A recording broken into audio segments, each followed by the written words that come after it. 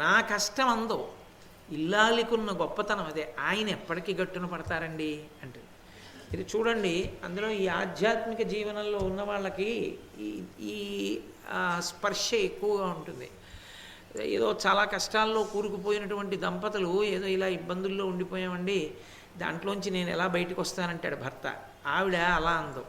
ఆవిడ కూరుకుపోయిందిగా. ఆవిడ తాను కూరుకుపోయానని కాదు, ఆయన కూరుకుపోయి ఏడుస్తున్నాడని ఆవిడ బాధ. ఈయన ఎలా బయటకు వస్తారా అండి అంటే, ఈయన బయటకు వస్తారా అని, మేము బయటకు వస్తామా అండి అందో. ఆవిడికి తన గురించి కాదు బాధ, తన భర్త గురించి బాధ. అది పాతివ్రత్యం. అది ఆ అహరహం ఆ భర్త బిడ్డల గురించి ఒక తల్లి యొక్క వెంపర్లాట అలా ఉంటుంది. అందుకే ఆ మనస్తత్వాన్ని తెలుసుకున్నాడు కృష్ణుడు. ద్రౌపదీదేవి యొక్క శీల వైభవాన్ని ఆవిడ అడగక ముందే తన జవాబు చేత ప్రకాశింపచేశాడు. అందుకే ఇక ద్రౌపదీదేవి ఏమీ మాట్లాడడం కనపడదు ఈ ఘట్టంలో. కాబట్టి ఆయన అన్నాడు, నీ పిల్లలు చాలా సంతోషంగా ఉన్నారమ్మా, ఊరడిల్లు మింకా, నువ్వు చాలా సంతోషంగా ఉండేం బెంగ పెట్టుకోకు.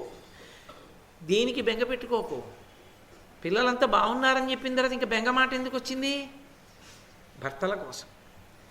అరణ్యవాసం అయిపోవస్తోంది, అజ్ఞాతవాసం ఎలా నడుస్తుంది? అజ్ఞాతవాసం అయితే బయటికి వస్తే మాత్రం దుర్యోధనుడు రాజ్యం ఇస్తాడా? రాజ్యం వస్తుందా? రాకపోతే యుద్ధానికి వెడితే మా వెంట ఎంతమంది ఉంటారు? యుద్ధంలో గెలుస్తామా? నిన్నటికి నిన్న ఓ కొండ చిలవ చేతిలో భీమసేనుడు పడిపోయాడు. కాలం కర్మం కలిసి వస్తాయా?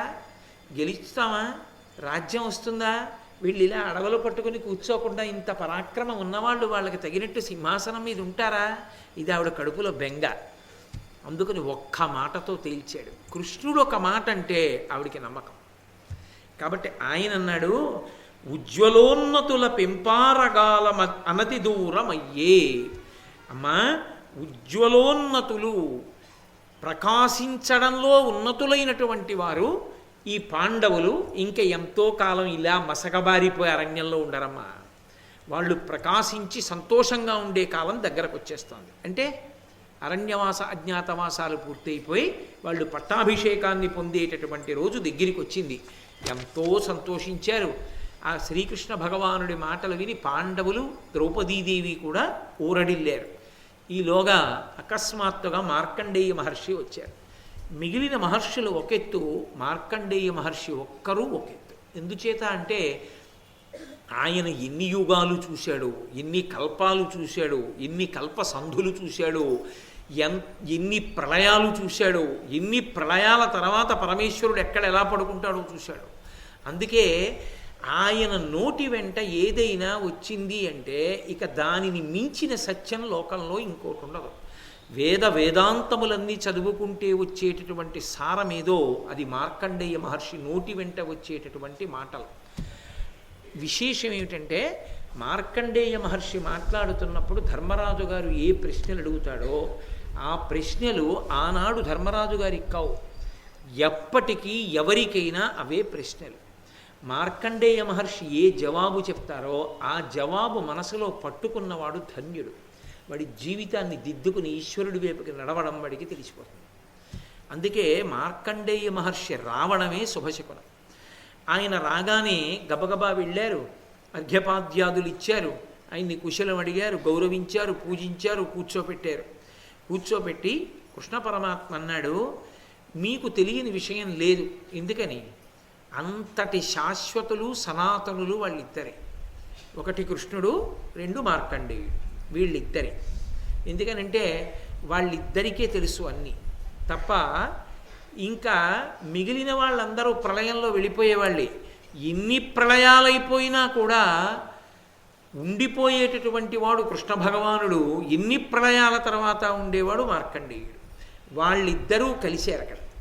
కలిసినప్పుడు కృష్ణ పరమాత్మ అడుగుతున్నారు మార్కండేయ మహర్షిని, నీ వంటి మహానుభావుడు వస్తే నీ వలన కొన్ని విషయములు తెలుసుకోవాలి. ఎందుకంటే ఇక నీకన్నా అనుభవశాలి లేడు, చూసినవాడు లేడు. కాలమునందు ప్రతివాడు ఎప్పుడో అప్పుడు పడిపోయినవాడే. కాబట్టి అందరికీ అన్నీ చూసి తెలుసుకున్న వాళ్ళు అని చెప్పడం కష్టం. ఒక్క నీకే తెలుసు మార్కండేయ, రెండు నాకు తెలుసు ఆ మాట అనడం. కాబట్టి నీవు దేవతల గురించి, రాజుల గురించి, బ్రాహ్మణుల గురించి పతివ్రతల గురించి చెప్పవలసింది అన్నాడు. ఎందుకది? కృష్ణుడు ఎందుకు ఆ మాట చెప్పమన్నాం అంటే, వీళ్ళు ఎలా ఉంటే వీళ్ళ యొక్క తేజస్సు ప్రజ్వరిల్లుతుందో, ఆ తేజస్సుకి అంతులేని స్థితి ఎలా ఉంటుందో, దాని వలన ఎలా వశం చేసుకోవచ్చో, తేజస్సు ఎలా క్షయం కాకుండా ఉండాలో, ఆ స్థితిని పొందిన మహాపురుషులు ఎంతమంది ఉన్నారో చెప్పించడం కోసమని దేవతలు, బ్రాహ్మణులు, క్షత్రియులు, మహాపతివ్రతలు వీళ్ళకి సంబంధించిన విశేషాలు చెప్పవయా అని అడిగాడు. వెంటనే ఈలోగా నారద మహర్షి వచ్చారు అక్కడికి. ఇంకేమి, రావలసిన మహాపురుషులందరూ అక్కడే ఉన్నారు. మీరు ఒక్కసారి ఆలోచించండి, నిజంగా పాండవులు ఎంతటి ధన్యులు. రాజ్యం లేదేమో కానీ వాళ్ళు ఉన్నది కొన్ని వేల మంది నిత్యాగ్నిహోత్రీకులైన బ్రాహ్మణుల సమక్షంలో, వాళ్ళున్నది కామ్యకవనంలో, వాళ్ళున్నది కృష్ణ పరమాత్మ సమక్షంలో, వాళ్ళు అక్కడికి వచ్చింది మార్కండేయుడు, నారదుడు, పక్కనున్నది ధౌమ్యుడు మొదలైనటువంటి వారు. ఇప్పుడు అసలు వాళ్ళకి ఇంకా జీవితాన్ని చక్కదిద్దుకోవడానికి కావలసిన విషయాలన్నీ తెలిసిపోతాయి. ఒక 100 జన్మల పుస్తకాలు చదువుకుంటే కూడా అన్ని అయోమయం లేకుండా తెలుస్తాయో తెలియవో, మార్కండేయ మహర్షి మాట్లాడితే మాత్రం అంత స్పష్టంగా మాట్లాడతాడు, అన్ని విషయాలు చెప్తాడు. అటువంటి మహానుభావుడు వచ్చాడు. పక్కన నారద మహర్షి కూడా ఉన్నారు. ఆయనకి అర్ఘ్యపాద్యాదులు ఇచ్చారు, కూర్చోబెట్టారు, పూజ చేశారు. కూర్చోబెడితే ధర్మరాజు గారు మార్కండేయ మహర్షిని ప్రశ్న వేశాడు.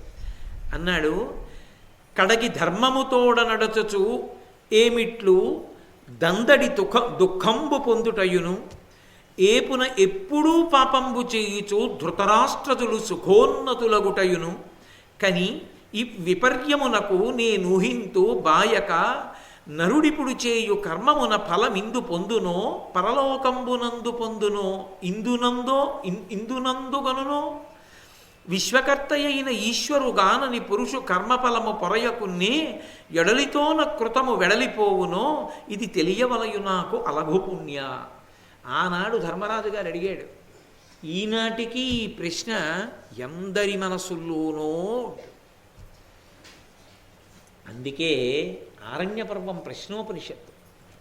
ఇందులో ఆయన అంటున్నాడు, మేము ధర్మాన్ని పట్టుకున్నాం, ధర్మాన్ని విడిచిపెట్టేశారు ధర్తరాష్ట్రుడు, దుర్యోధనాదులు. ధర్మాన్నే పట్టుకున్న మేము కష్టాల పాలయ్యాం. అధర్మాన్నే పట్టుకున్నటువంటి ధృతరాష్ట్రుడి బిడ్డలు చక్కగా రాజ్యవైభవాన్ని అనుభవిస్తున్నారు. నాకు ఒక అనుమానంగా ఉంది. ఇది ఉన్నంతసేపు ధర్మాచరణమునందు పరిపూర్ణమైన పూనిక నిలబడడం కష్టం అవుతుంది. కాబట్టి వాళ్ళు ఎందుకంత గొప్పవాళ్ళు అవుతున్నారు? ధర్మాన్ని పట్టుకుని కూడా మేము ఎందుకు ఇన్ని కష్టాలు పడుతున్నాం? నాకు ఇది ఎన్ని రకాలుగా ఆలోచించినా ఈ విపర్యయమునకు నేను ఊహింతూ నాకు ఈ అయోమయం ఏమిటో అర్థం కావట్లేదు. ఇప్పటికీ కొంతమంది అంటారు, ఏమంటే ఎప్పుడూ పూజ చేయడు, పునస్కారం చేయడు, నమస్కారం చేయడు, ఓ గుళ్ళోకి వెళ్ళడు, ఎవరికి దండం పెట్టడు, కనబడ్డ వాళ్ళందరినీ దెబ్బలాడతాడు, చెయ్యరాని అకృత్యాలన్నీ చేస్తాడు. అదేంటంటే అలా వెలిగిపోతున్నాడు ఆయన? ఆ ధర్మం పట్టుకున్నవాడు పాపం నీతిని నిజాయితీని నమ్ముకున్నవాడు ఏమిటంటే అలా అయిపోయాడు? అసలు ఈశ్వరుడు ఉన్నాడా అంటుంటారు. ఈ ప్రశ్నే ధర్మరాజు గారు అడిగాడు. మార్కండేయ మహర్షిని అడుగుతూ ఇంకొక గొప్ప అనుమానాన్ని కూడా జోడించాడు. ఒకవేళ నాకు అనుమానం, బాయక నరుడిపుడు చేయు కర్మమున ఫలం ఇందు పొందునో పరలోకంబునందు పొందునో ఇందునందుగనునో. ఇప్పుడు మేము ధర్మాన్ని పట్టుకున్నాం కదా, ధర్మానికి వచ్చేటటువంటి ఫలితం ఇక్కడ రాకుండా ఒకవేళ పరలోకంలో వస్తుందా? అంటే ఇక్కడ మేము ఈ రాజ్యం పొందడం అన్నది లేకుండా చచ్చిపోయిన తర్వాత స్వర్గానికి వెళ్తామా? ఒకవేళ స్వర్గానికి వెళ్ళడం కాకుండా మేము పట్టుకున్న ధర్మం, మేము చేసిన పుణ్యాల వల్ల ఇక్కడ రాజ్యం ఒకటే వచ్చి ఇక్కడ స్వర్గం రాకుండా పోతుందా? లేకపోతే పుణ్యకర్మ చేయడం వల్ల ఇక్కడ రాజ్యం అక్కడ స్వర్గం కూడా వస్తాయా? లేకపోతే ఈ శరీరంతో చేసిన పుణ్యం, ఈ శరీరంతో చేసిన పాపం ఈ శరీరంతోనే పోతాయా? విశ్వకర్త అయిన ఈశ్వరు కానని పురుషు కర్మఫలము పొరయకున్నే. ఎవరో ఆయన నిర్ణయం చేశాడంటున్నారు పరమేశ్వరుడు. ఆయన్ని చూసిన వాళ్ళు ఎవరో ఎక్కడో కోట్ల మందిలో ఒక్కడున్నాడు. మేమెవ్వరం చూడలేదు. మేమెవ్వరం చూడనటువంటి ఆ పరమేశ్వరుని శాసనానికి అనుగుణంగా మేం చేస్తున్నటువంటి పుణ్యకర్మలు ఏ ఉన్నాయో అవి ఒడలితోన కృతము వెడలిపోవునో, మేము చేసిన పనులన్నీ మాతోనే పోతాయా, లేకపోతే మాతో వస్తాయా ఉత్తర జన్మలకి? ఇది తెలియవలయు నాకు అలఘు పుణ్య. నాకు ఇది తెలుసుకోవాలని కోరికగా ఉంది. ఇప్పుడు ఈ ప్రశ్నకి జవాబు తెలుసుకోవాలన్న కోరిక లేనివాడు ఎవరు ఉంటాడు నాకు చెప్పండి? అందరికీ ఇదే అనుమానం. అంటే మహానుభావుడు మార్కండేయుడు మాట్లాడడం మొదలుపెట్టాడు. ఆయన అన్నాడు, మనుజులు పుణ్యపాపములు మానక ఇట్లొనరించుచున్ తుదిన్ తనువుతో రంగిపోవు నెడ తప్పదు నిడయమూలె కర్మమున్ వెనుకన ఏగి భూరి సుఖ విస్మృతియున్ పటు దుఃఖ దైన్యమున్ దనుకగ చేయు క్రమ్మరగదాన పునర్చు భవంబు దేహికిన్. మార్కండేయుడు సిద్ధాంతం చేసి చెప్తున్నాడు ఆయన.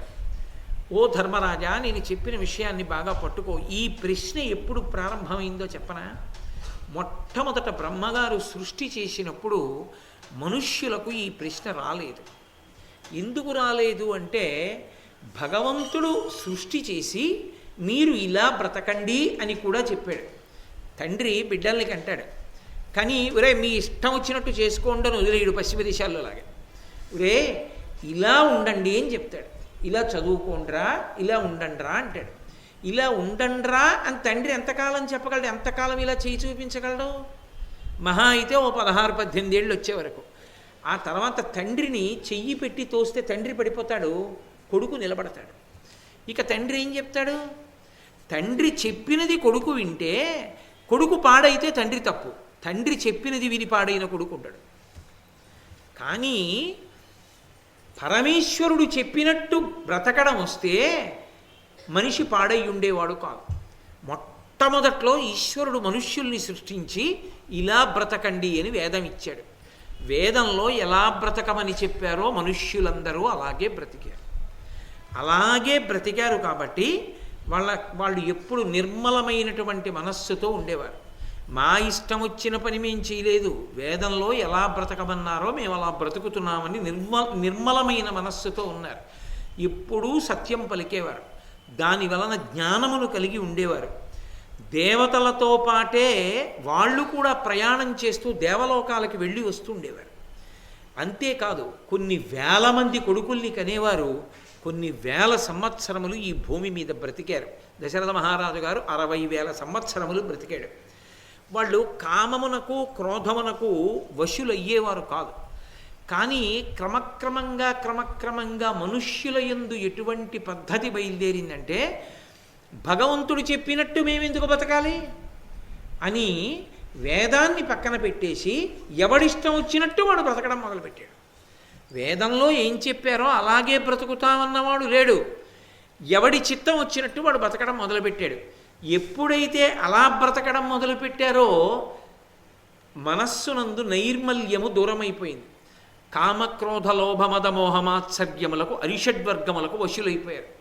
అలా వశులైపోగానే తేజస్సు క్షయమైపోయింది. క్షయమైపోగానే ఆయుర్దాయాలు తగ్గిపోయాయి, బిడ్డలు తగ్గిపోయారు. ఎక్కడ చూసినా ఎవరు ఇంకొకళ్ళని ఎలా మోసం చెయ్యొచ్చు అన్న ఆలోచనలే బయలుదేరిపోయి, ఈ బయలుదేరిపోయిన కారణం చేత అందరూ ధర్మాన్ని పట్టుకున్న వాళ్ళు లేరు. కొందరు ధర్మాన్ని పట్టుకున్నారు, కొందరు ధర్మాన్ని వదిలేశారు. వదిలేసేటప్పటికి ధర్మాన్ని వదిలినవాడు బాగున్నాడు, ధర్మాన్ని పట్టుకున్న నేను పాడయ్యాను కదా అన్న అనుమానాలు బయలుదేరడం దగ్గర ఈ ప్రశ్న వచ్చింది. కాబట్టి భగవంతుడు ఎలా బ్రతకమన్నాడో అలా బ్రతికి ఉంటే ఎప్పటికీ వాడు ఈశ్వరానుగ్రహాన్ని పొందుతాడు. దానికే ధర్మం అని పేరు. భగవంతుడు చెప్పినట్టు బ్రతకడం. నేనొక్క మాట చెప్తాను చూడు ధర్మరాజా. మనుజులు పుణ్యపాపములు మానక ఇట్లొనరించుచున్ తుదిన్ తనవు తొరంగిపోవు నెడ తప్పదు నీ ఎడవోలె కర్మమున్ వెనుకన ఏగి భూరి సుఖ విస్మృతియున్ పటు దుఃఖ దైన్యమున్ ననుకగ చేయు. మనుష్యుడు ఒక శరీరాన్ని పొందుతాడు. మిగిలిన శరీరాలు పాపము పుణ్యము చెయ్యడానికి అధికారంతో ఉండవు. ఎందుకంటే వాటికి ధర్మం ఒక్కటే ధర్మం ఉంటుంది, జంతు ధర్మము. మీరు ఈ విషయాన్ని చాలా గంభీరమైనటువంటి విషయాన్ని మార్కండేయుడు ప్రస్తావన చేస్తున్నాడు.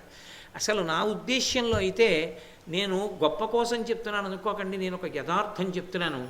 కొన్ని కోట్ల కోట్ల కోట్ల జన్మలు అయిపోయిన తరువాత మాత్రమే ఇలాంటి విషయాలు వినే అధికారాన్ని పరమేశ్వరుడు ఇస్తాడు. ఎందుకంటే అది పెద్ద పెనుమలుపుకి కారణం అవుతుంది జీవితంలో. ఆయన చెప్తున్నాడు మార్కండేయుడు, మిగిలినటువంటి వాటికి ధర్మము అన్న మాట లేదు. పశువులు, పక్షులు ఇవన్నీ ఉన్నాయనుకోండి, ఒకటే ధర్మం, పశుధర్మం. గోశాల్లో ఒక ఆవు గిత్తదూడని పెడుతుంది. ఆ గిత్తదూడ పెరిగి పెద్దదవుతుంది. ఓ 2-3 ఏళ్ళు వచ్చాయనుకోండి, ఆ గిత్తదూడకి అది ఎద్దు అవుతుంది. ఆ ఎద్దు ఏ ఆవు తనకి జన్మనిచ్చిందో ఆ తల్లితోనే పొల్లుతుంది, దూడని కంటుంది. అప్పుడు మీరు దోషం పట్టకూడదు. పశుధర్మం అంతే, దానికంతే ధర్మం. ఆ ఆవు దూడని కుక్కలు పీకేస్తాయి.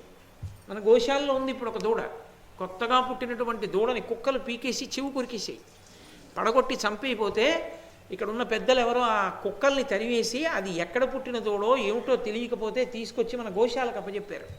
దానికి మొదట్లో గడ్డి పరకలు కూడా నవలడం రాకపోతే పాలు తీసుకొచ్చి గిన్నెలో పోసి పట్టించి తాగించి బతికించారు. ఇప్పుడు చక్కగా అది ఆవుల దగ్గర చేరి గడ్డి పరకలు తింటుంది. వాటికి ఎంత న్యాయం తెలుసో. ఏ ఆవు దాని దగ్గరికి వచ్చినా అది కాదంటలేదు. అన్ని ఆవులు దాన్ని ఆదరిస్తున్నాయి, తల్లి లేని పిల్ల అని. అది ఇప్పుడు గడ్డి పరకలు కొరుక్కు తింటుంది. దానికి జోడు అదే రంగులో ఇంకొకటి పుట్టింది మొన్న. కాబట్టి పశువులకు ధర్మ. కుక్కలు ఆవు దూడని పీకేశాయి కదా, కుక్కలకు పాపం వస్తుందా అంటే రాదు. అది పశుధర్మం. పశుధర్మో నమీ ప్రీతిం అంటుంది దేవీ భాగవతంలో సత్యవతీదేవి.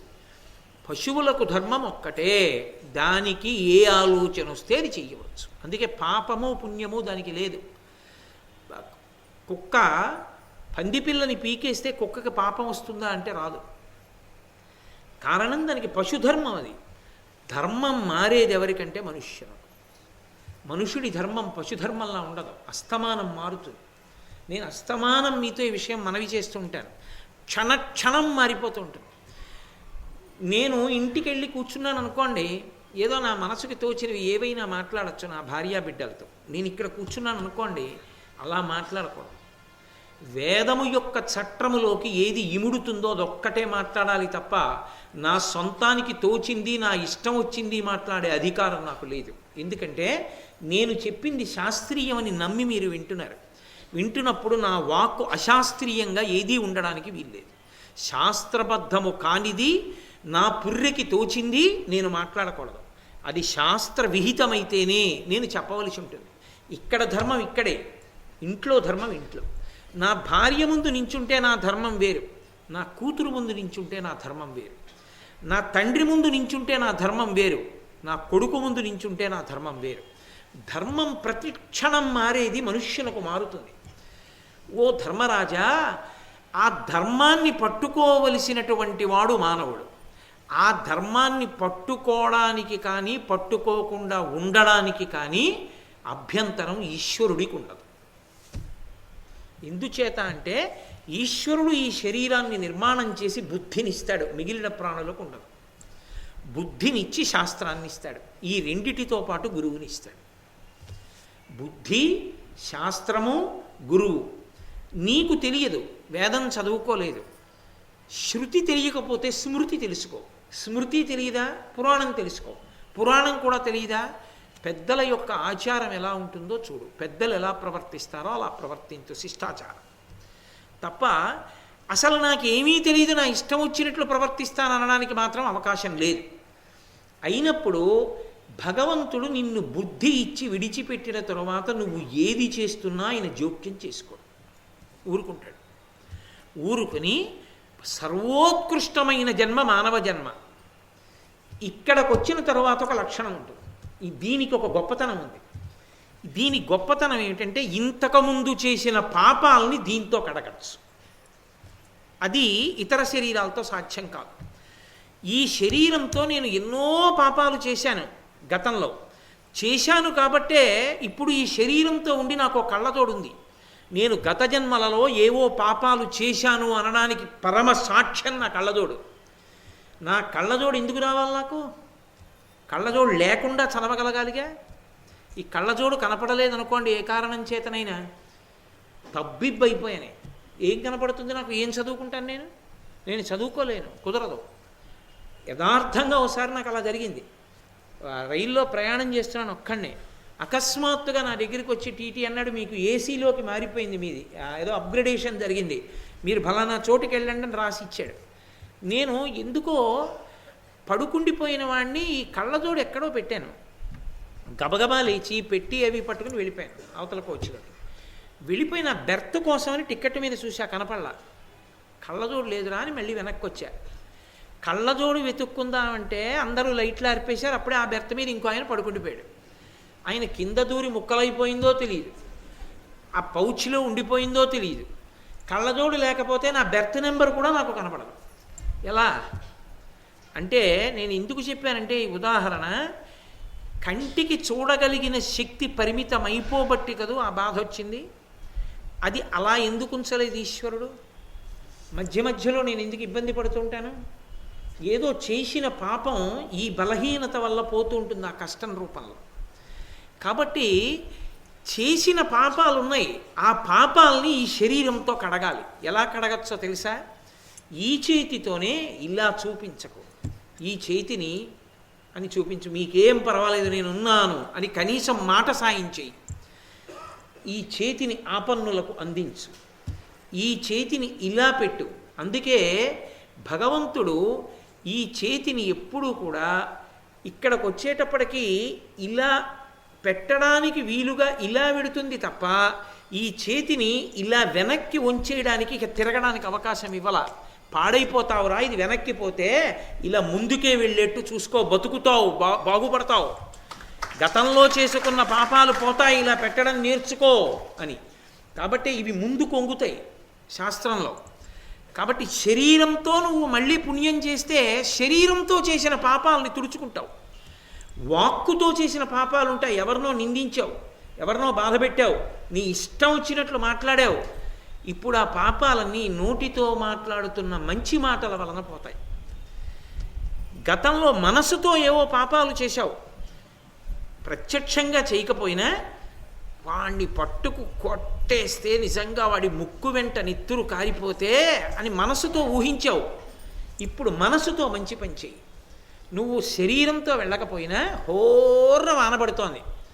అయ్యప్ప స్వామి దేవాలయంలోకి వచ్చి ప్రదక్షిణం చేసి కృష్ణ పరమాత్మని, పరదేవతని, అలా దత్తాత్రేయ స్వామిని, అలా మెట్లెక్కి పైకెక్కెళ్ళి సింధూరం రంగుతో ఉన్నటువంటి గణపతిని, అలా తిరిగి వచ్చి నిలబడిన సుబ్రహ్మణ్య స్వామిని, ఇలా వచ్చి ఆ గంటల మధ్యలో ధ్వజస్తంభాన్ని, అలా ముందుకెళ్ళి యోగపట్టంతో కూర్చున్నటువంటి అయ్యప్ప స్వామిని, ఆయన పక్కన వెలుగుతున్నటువంటి దీపాలని, దీపాల కాంతులలో స్వామి వైభవాన్ని, ఆ పక్కన ఉన్న అరుగుల్ని, రోజూ జరిగేటటువంటి గణపతి హోమం వేదికని, మహాభారత ప్రసంగాలు జరుగుతున్నటువంటి వేదికని, కూర్చున్నటువంటి భాగవతుల్ని అందరినీ మనసుతో ఊహ చెయ్యి. మంచి విషయాల్ని ఊహ చేస్తే ఆ ఊహ చేసినటువంటి కారణం చేత మనసుతో చేసినటువంటి పాపాలు పోతాయి. శరీరముతో చేసిన పాపములు పోగొట్టాలి, మనసుతో చేసిన పాపాలు పోగొట్టాలి, వాక్కుతో చేసిన పాపములు పోగొట్టుకోవాలి. ఇలా నువ్వు పోగొట్టుకోకుండా కొత్తవి తలకెత్తుకుంటే ఈశ్వరుడు ఏమండవు. ఎందుకురా అలా చేస్తావని ఆయన ఏమండవు. ఎందుకని బుద్ధినిచ్చి విడిచిపెట్టాడు. తండ్రి చదువుకోరా అని కాలేజీకి పంపించాడు, మానేసి వాడు సినిమాలకు ఎడితే వాడు పాడైపోతే తండ్రి తప్ప? పాడైపోయిన జనుల యొక్క తప్పు కూడా అంతే. వేదం మీద విశ్వాసం లేకుండా ఈశ్వరుడికి దూరంగా జరిగిపోయి ఇష్టం వచ్చినటువంటి కర్మలన్నీ చేసేస్తే సనాతన ధర్మమునకు ఆయువు పట్టంతా ఈ పద్యమే. ఆ కర్మ పోదు, శరీరం పోతుంది ధర్మరాజా. ఈ శరీరం పడిపోతుంది ఎప్పుడో ఒకప్పుడు. 10 ఏళ్లకో 15 ఏళ్లకో 20 ఏళ్లకో పడిపోవాలి కదా. శరీరం అన్న తర్వాత అది శాశ్వతం కాదు కదా, అది పడిపోయి తీరుతుంది. మా తాతగారు వెళ్ళిపోలా, మా తండ్రి గారు వెళ్ళిపోతారు అందరూ.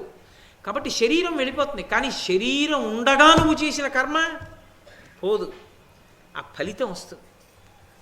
వచ్చి దానిని బట్టి ఉత్తర జన్మలు సుఖము దుఃఖము నిర్ణయింపబడతాయి.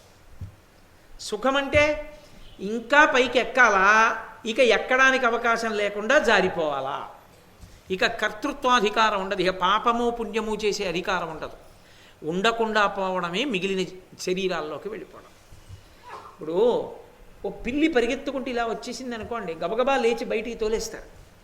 ఓ కుక్క వచ్చి విందామని ఇలా కూర్చుంది అనుకోండి, బయటికి పంపించేస్తారు. అదే వాడు విన్నాడా వినలేదా, అర్థం చేసుకున్నాడా అర్థం చేసుకోలేడా వదిలేయండి, ఒక మనుష్యుడు వచ్చి కూర్చున్నాడు అనుకోండి, అంగీకరిస్తారు. అది మనుష్య శరీరానికి ఉన్నటువంటి గొప్పతనం. ఈ శరీరంలోకి వచ్చి నువ్వు ఏం చేసుకున్నా అదృష్టం ఇప్పుడే, దీంతోనే చెయ్యాలి. ధర్మరాజా, పరీక్ష గదిలోకి వెళ్ళినటువంటి వాడు 1 గంటన్నరో ఎంతో పరీక్ష గదిలో ఉంటాడు, అప్పుడు రాసిందే జీవితానికి భవిష్యత్తు. అలా ఇందులోకి వచ్చినటువంటి వాడు దీనితో సత్కర్మలు చెయ్యకపోతే ఉత్తర జన్మలలో పతనం అయిపోతాడు.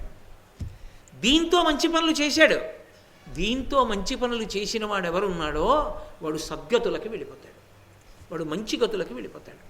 కాబట్టి కర్మయే సుఖదుఖములను నిర్ణయం చేస్తుంది. ఉత్తర జన్మలలో సుఖపడాలా దుఃఖపడాలా, మంచి జన్మలోకి వెళ్ళాలా చెడు జన్మలోకి వెళ్ళాలా, ఏ కర్తృత్వాధికారము లేనటువంటి భయంకరమైనటువంటి జన్మలలోకి వెళ్ళాలా, ఏది జరగాలి, ఈ జన్మలో నువ్వేం చేస్తున్నావు మనుష్య శరీరంతో, ఇది గమనిస్తుంటాడు ఈశ్వరుడు. నువ్వు ఏం చేస్తున్నా ఇది చెయ్యనడు, ఇది చెయ్యొద్దనడు. ఏం చేస్తున్నావో మాత్రం చూస్తూ ఉంటాడు. శరీర పతనానంతరము తీర్పు చెప్తాడు. అప్పుడు ఎవడి దారి వాడిది, అప్పుడు ఎవరి కొరకు ఎవరు ఉండరు. అంతవరకు ఎందుకండి, ఆఖరి ఊపిరి దాటిపోయిందంటే చాలు, ఇక ఎవరికెవరు కాదు. ఆ శరీరం దగ్గరికి వచ్చి ఎవడు నిలబడితే కన్ను విప్పినవాడున్నాడు, ఏది పెడితే తిన్నవాడున్నాడు, ఇంత దాచింది ఏది పోతే వాడు బెంగ పెట్టుకున్నాడు, పట్టుకెళ్ళి ఏ కట్టెలలో పెట్టి కాల్చేస్తే భగ్గున కాలిపోకుండా ఉన్నాడు. ఆ ఊపిరి ఉన్నంత వరకే అల్లరి. ఆ ఊపిరి ఉన్నప్పుడు నువ్వు ఎన్నో పెంచుకుని ఎవరి కోసమో అని చెయ్యరాని అకృత్యాలు చేస్తే ఈ కర్మఫలం వెంట వచ్చేస్తుంది. శరీరంతో చేసిన కర్మ శరీరంతో పోదు, శరీరం పోతుంది కానీ ధర్మరాజా కర్మ వెంట వస్తుంది. ఇది పునర్జన్మ సిద్ధాంతం. సనాతన ధర్మంలో నా ఒళ్ళు దగ్గర పెట్టుకున్నాను, నేను ఈ మాటలు నమ్ముతున్నానది గుర్తేమిటో తెలుసా? బొట్టు పెట్టుకుంటారు. బొట్టు పెట్టుకున్నారు అంటే గుర్తు ఏంటంటే వారిని మీరు ఆదరించవచ్చు అని గుర్తు. వారు పునర్జన్మ సిద్ధాంతాన్ని అంగీకరించాడు, భగవంతుడు చెప్పిన మార్గాన్ని నమ్మాడు, మనుష్య శరీరపు యొక్క వైభవాన్ని గుర్తుపెట్టుకున్నాడు. అలా బొట్టు ఎవరు పెట్టుకుంటారో ఆజ్ఞాచక్రం ఉంటుంది, అక్కడ మనసు యొక్క శక్తి ఉంటుంది, పరదేవత యొక్క చిహ్నం బొట్టు. ఆ బొట్టు పెట్టుకుంటే మనసు పరిపరి విధములపై దోషభూయిష్టమైన జీవనం లేకుండా అమ్మవారు నియంత్రిస్తుంది, కాపాడుతుంది. అందుకని బొట్టు ఉంచుకుంటారు తప్పకుండా. బొట్టు ఉంచుకుంటేనే సనాతన ధర్మమును అంగీకరించినట్టు. అందుకే వేదమును ప్రమాణముగా అంగీకరించని వాళ్ళెవరూ బొట్టు పెట్టుకోరు. అందుకే మహాభారతం వినడానికి ఎంతమంది వచ్చారు అన్నదాన్ని బట్టి సనాతన ధర్మం వృద్ధిలో ఉన్నది అని నమ్మరు. మహాభారతానికి వచ్చిన వాళ్ళల్లో బొట్టు పెట్టుకున్న వాళ్ళు ఎంతమంది అన్నదాన్ని బట్టి వాళ్ళకి నిజంగా అనురక్తి ఉన్నవాడో లేడో తెలిసిపో. బొగ్గున కాలిపోయి దోషుడు బూడిదైపోయే శరీరంలో లలాటమునందు ఓ చిన్న బొట్టు పెట్టుకోవడానికి తన అందం ఏదో నాశనం అయిపోతుంది అనుకున్న వాడికి జీవితంలో అభ్యున్నత ఎక్కడి నుంచి వస్తుంది రమ్మంటే. కాబట్టి నాయన ఈ శరీరం పోతుంది కానీ కర్మఫలాలు పోవు, అవి వెనకాతల వస్తాయి. దాన్ని బట్టే సుఖదుఖములు ఉంటాయి. కాబట్టి ఇక్కడ అక్కడ అని అడుగుతామే, ఇక్కడ అక్కడ కూడా సుఖమో దుఃఖమో నువ్వు పట్టుకున్న దాన్ని బట్టే ఉంటుంది. నువ్వు ప్రశ్నించావు, దుర్యోధనుడు పట్టుకోలేదుగా ధర్మాన్ని, మరి సుఖంగా ఉన్నాడుగా అంటున్నావు. ఆరిపోయే దీపం చాలా ప్రకాశవంతంగా వెలుగుతుంది. మీరు ఎప్పుడైనా నీరాజనం చూడండి, నీరాజనం ఇచ్చేసి కింద పెట్టేసినప్పుడు నిధనం అయిపోయే ముందు నీరాజనం భగ్గున పైకి తేలుతుంది. అలా తేలిందంటే నిధనం అయిపోతుంది.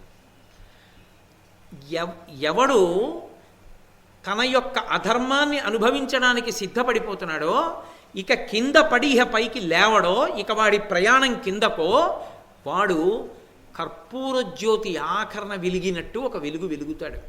ఆ వెలుగుని శాశ్వతమని భ్రమయకు ధర్మరాజా. శాశ్వతమైన వెలుగు ధర్మం పట్టుకున్నవాడు. ఇప్పుడు కష్టపడినట్టు కనిపిస్తుంది కానీ ధర్మం సుఖాన్ని ఇస్తుంది ఇక్కడ అక్కడ కూడా.